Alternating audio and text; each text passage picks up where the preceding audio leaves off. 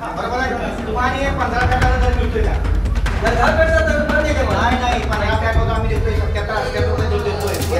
Fat कशी कमी असते? मॅडम 10 फॅट असते.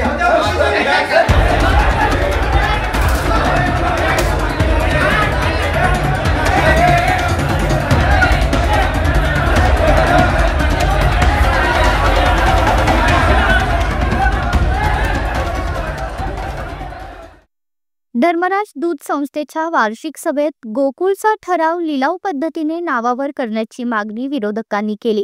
दरम्यान सभा बरखास्त असे एक जण मध्येच ओरडल्याने राडा झाला. यावेळी विरोधक एकमेकांवर धावून गेल्याने वाद झाला.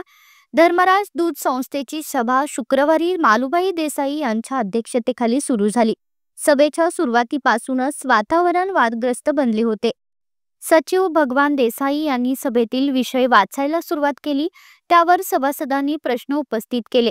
दरम्यान अध्यक्ष, सदस्य किंवा सचिव यांनीच उत्तरे द्यावीत, अन्य कोणीही द्यायचे नाहीत, असे भरत इंजुळकर यांनी सांगितले.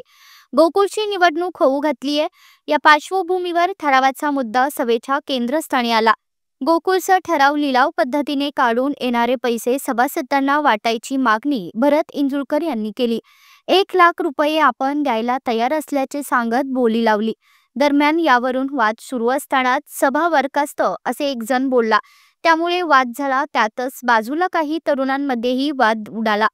प्रल्हाद पाटील, गणपती देसाई, नितीन देसाई, मारुती देसाई, सतीश देसाई, नंदू डवंग यांच्यासह काहींनी वाद सोडवण्याचा प्रयत्न केला.